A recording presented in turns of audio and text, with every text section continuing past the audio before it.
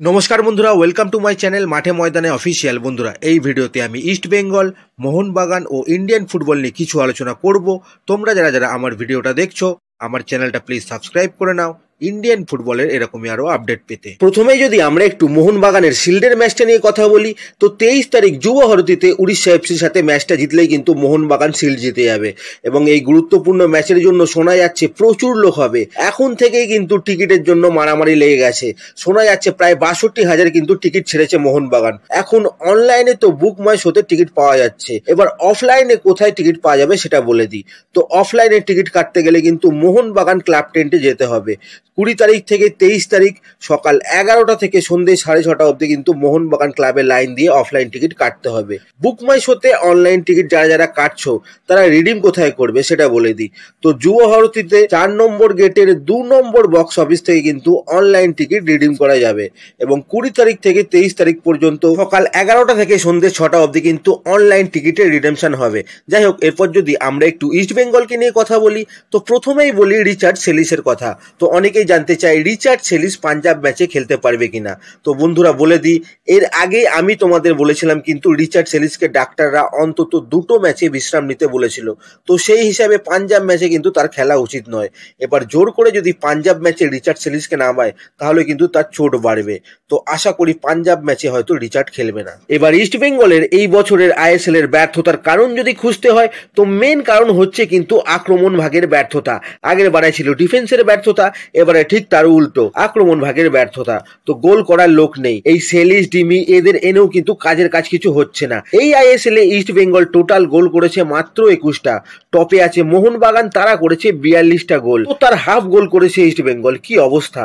এর মধ্যেও আবার 4টে গোল করেছে উইঙ্গার হিসেবে খেলা বিষ্ণু, আর 4টে গোল করেছে ডেভিড। এখানেই তো প্রায় অর্ধেক গোল ভারতীয়রা করলো। তো বিদেশিরা কি করলো এবছর সেটার জবাব কিন্তু দিতে হবে। আর ইস্ট বেঙ্গলের ডেভিড সে তো সবাইকে লজ্জা দেবে। মাত্র 431 মিনিট মাঠে থেকেও ডেভিড কিন্তু অলরেডি 4টে গোল করে দিয়েছে। তো বিদেশিদের এত টাকা দিয়ে নিয়ে এসেছে, তাদেরও কিন্তু লজ্জা দিচ্ছে এই ডেভিড। একটা জিনিস কিন্তু মানতেই হবে, অস্কার আসার পরে বেশ কিছু ভারতীয় প্লেয়ার কিন্তু নিজেদের খুঁজে পেয়েছে। যেমন এই ডেভিড, মহেশ, নুঙ্গা, রাকিব, অস্কার কিন্তু এদের মধ্যে থেকে বেশটা বের করে এনেছে। এবার এই অস্কারকে নিয়ে কিন্তু মেন আপডেটটা দিই। তো কালকে থেকেই একটা খবর মার্কেটে খুব ছড়ানো হচ্ছে যে এই সিজনে ইস্ট বেঙ্গলের কোচ হতে চলেছে নাকি সঞ্জয় সেন।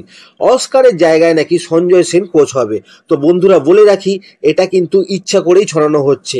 কি কাকতালীয় ব্যাপার দেখুন। অস্কার যেদিন বলল ইস্ট বেঙ্গল ব্যর্থ হলে ম্যানেজমেন্টেরও পদত্যাগ করা উচিত, সেদিন থেকেই অস্কারের বিরুদ্ধে কিন্তু কথা উঠতে শুরু করে দিল। এর আগে যে যে কোচ ইস্ট বেঙ্গল ম্যানেজমেন্টের বিরুদ্ধে কথা বলেছে তাদের কি হয়েছে সেটা কিন্তু আমরা সবাই জানি।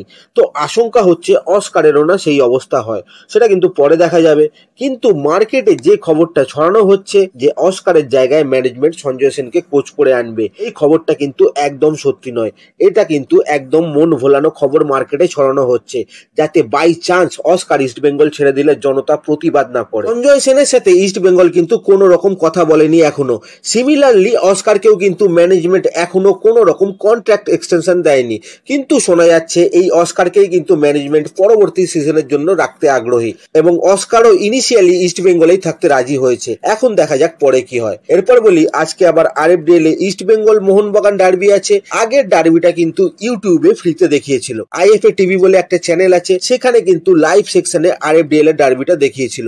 আজকেও আশা করি দেখাবে, আমি শিওর না, মনে হয় দেখাবে, তোমরা চেক করে নিও। দুপুর 2:30 থেকে কিন্তু খেলাটা আছে। এরপরে একটা প্লেয়ারের কথা বলি যার চুক্তি আগামী বছরই শেষ হচ্ছে এবং বেশ কিছু ক্লাবের নজর থাকবে কিন্তু এই প্লেয়ারটার ওপর। প্লেয়ারটার নাম হচ্ছে মোহাম্মদ আলী বেমামার। আইএসএল এ এই মুহূর্তে জাহুর পরে কিন্তু সেরা ডিফেন্সিভ মিডফিল্ডার। নর্থ ইস্টের হয়ে 2 বছর খেললো এবং পারফরমেন্স কেমন সেটা বলে দিতে হবে না, সবাই জানে। তো এই বেমামারের কিন্তু এই বছরই চুক্তি শেষ হচ্ছে এবং মার্কেটে বেমামারকে নিয়ে কিন্তু একটা হইচই হবে, সেটার আভাস কিন্তু এখন থেকেই পাওয়া যাচ্ছে। তো দেখা যাক এবার কি হয়।